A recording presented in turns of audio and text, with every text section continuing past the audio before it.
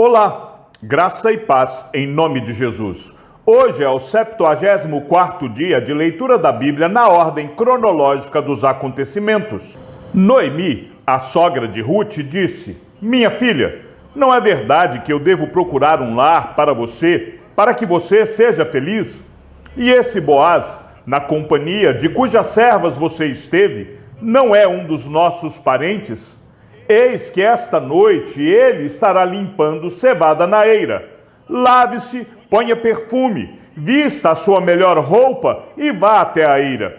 Mas não deixe que ele perceba que você está ali, até que ele tenha acabado de comer e beber. Quando ele for dormir, repare bem o lugar onde ele vai se deitar. Então vá, descubra os pés dele e deite-se ali. Ele lhe dirá o que você deve fazer." Ruth respondeu: "Vou fazer tudo isso que a senhora está me dizendo."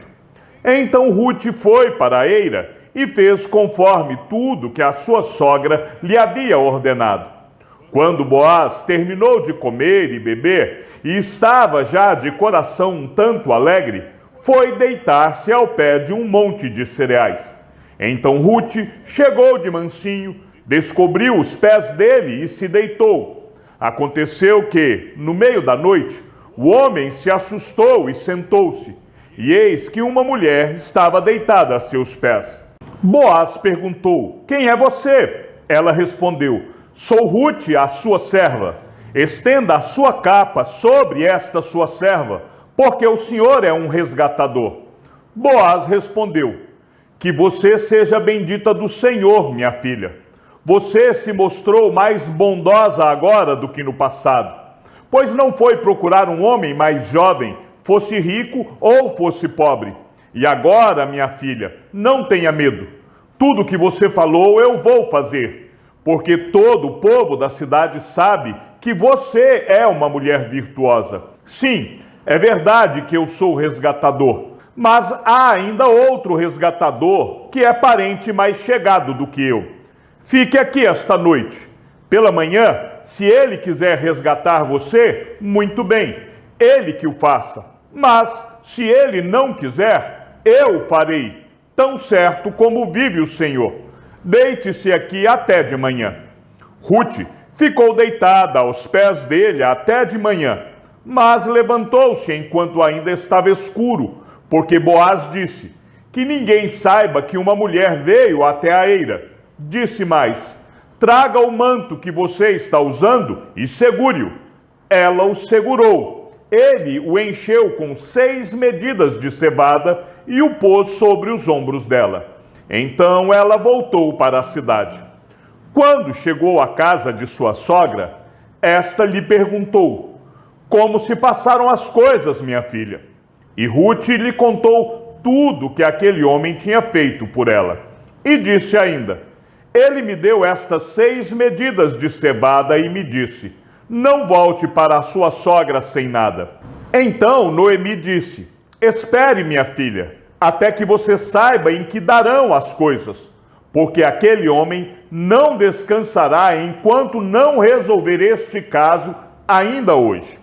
Boaz foi até o portão da cidade e sentou-se ali.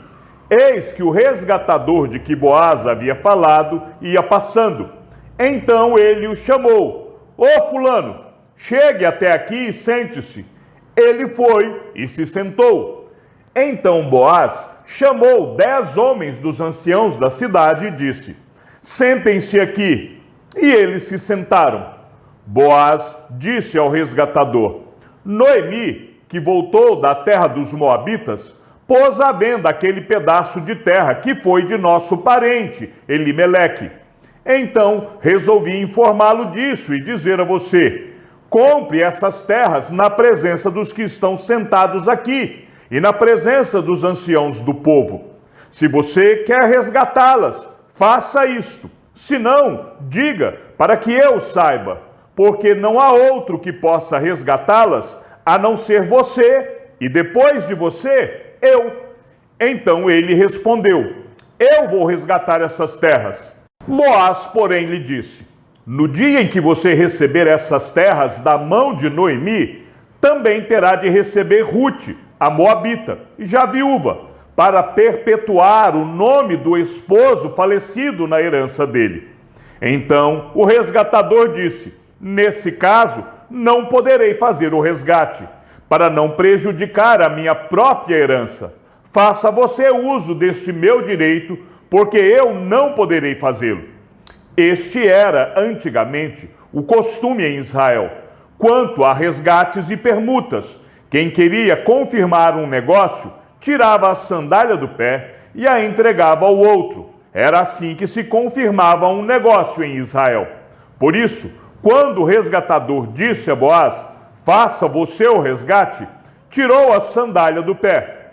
Então Boaz disse aos anciãos e a todo o povo: hoje vocês são testemunhas de que comprei de Noemi tudo que pertencia a Elimeleque, a Quilion e a Malom.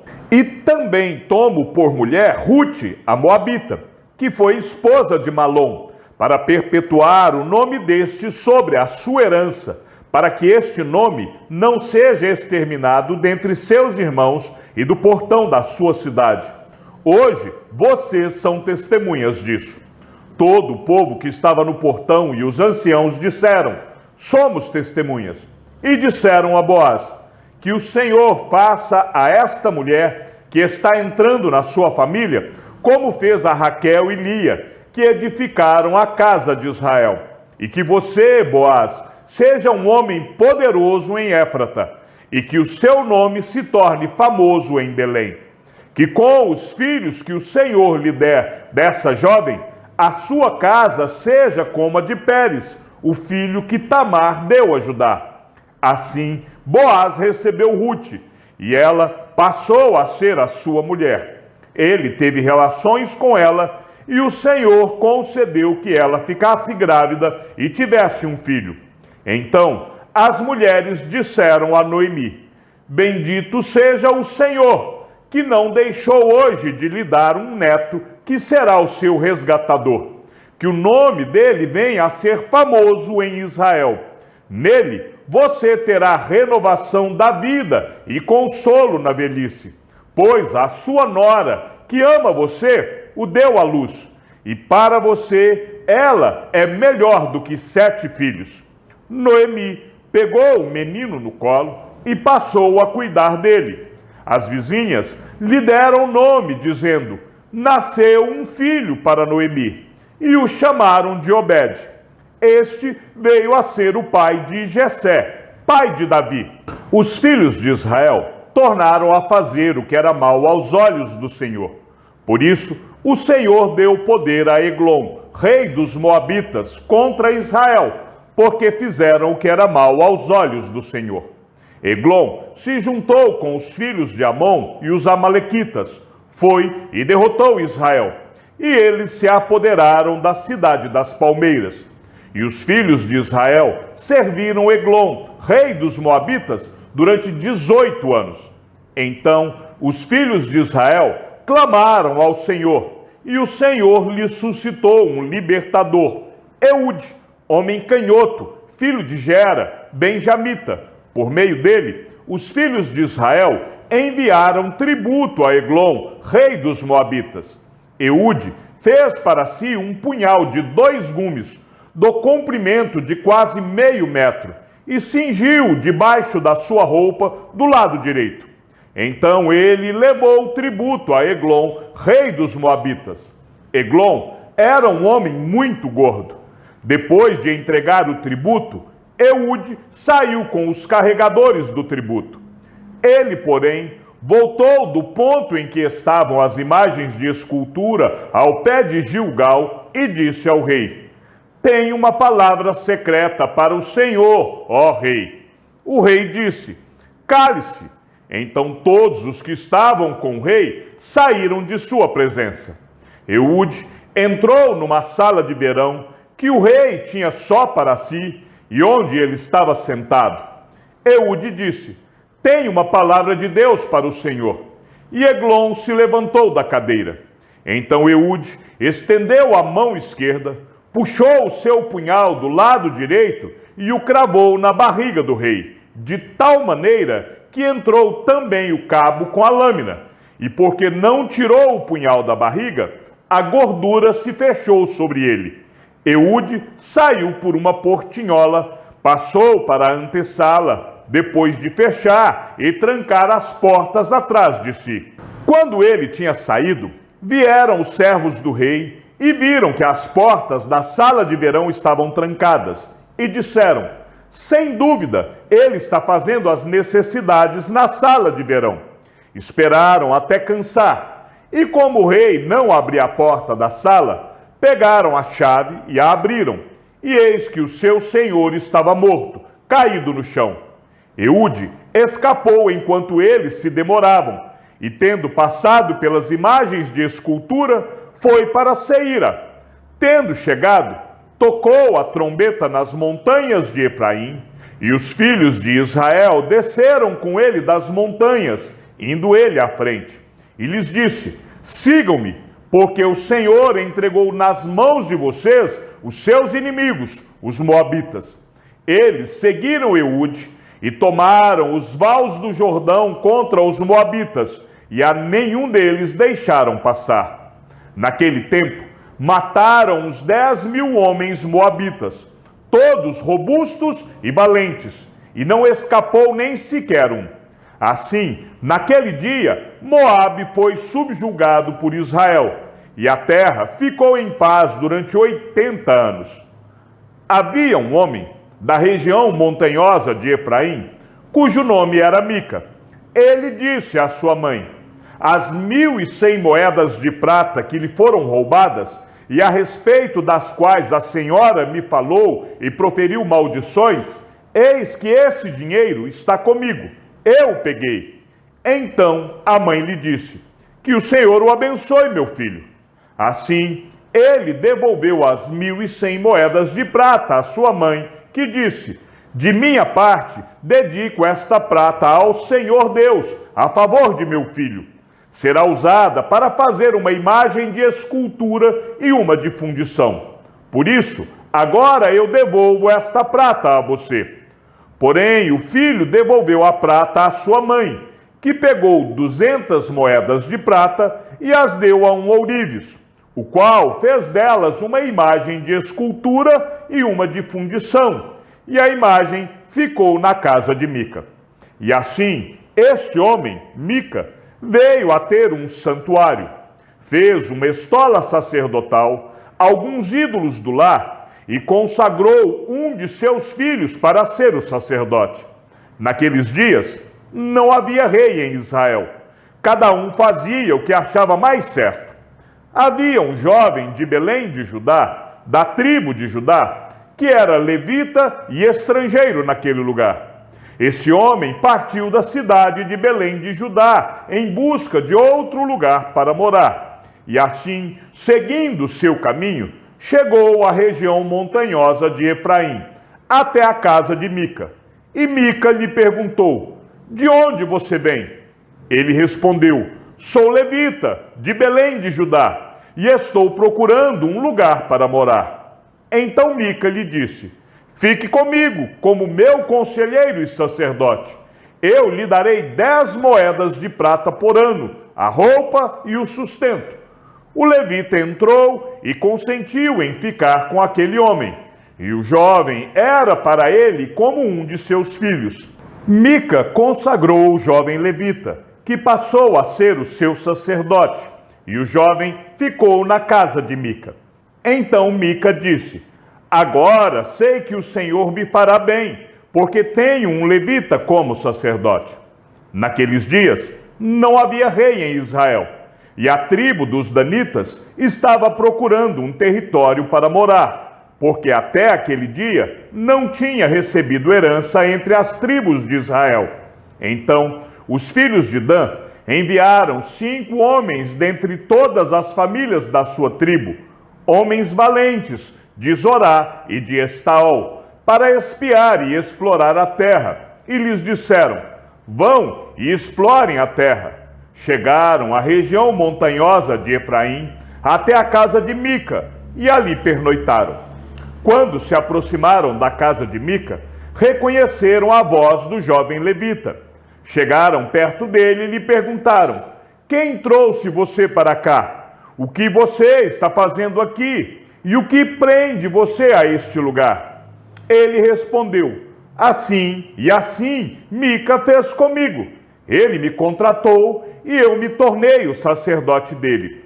E eles lhe disseram: então, por favor, consulte a Deus para que saibamos se o caminho que seguimos irá prosperar. O sacerdote respondeu: vão em paz, o caminho de vocês está sob as vistas do Senhor. Os 5 homens partiram e chegaram a Laís. Viram que o povo daquele lugar vivia em segurança, segundo o costume dos sidônios, em paz e sem desconfiar de nada. Nenhuma autoridade havia que por qualquer coisa os oprimisse. Moravam longe dos sidônios e não tinham contato com os outros povos. Então os 5 homens voltaram a seus irmãos em Zorá e Estaol, e esses irmãos lhe perguntaram: e então, o que nos dizem? Eles responderam: preparem-se e vamos atacá-los, porque examinamos a terra e eis que é muito boa. Vão ficar aí parados? Vão depressa e ocupem aquela terra. Quando chegarem lá, vão encontrar um povo que não desconfia de nada. A terra é ampla e Deus a está entregando nas mãos de vocês. É um lugar em que não falta nada do que existe na terra.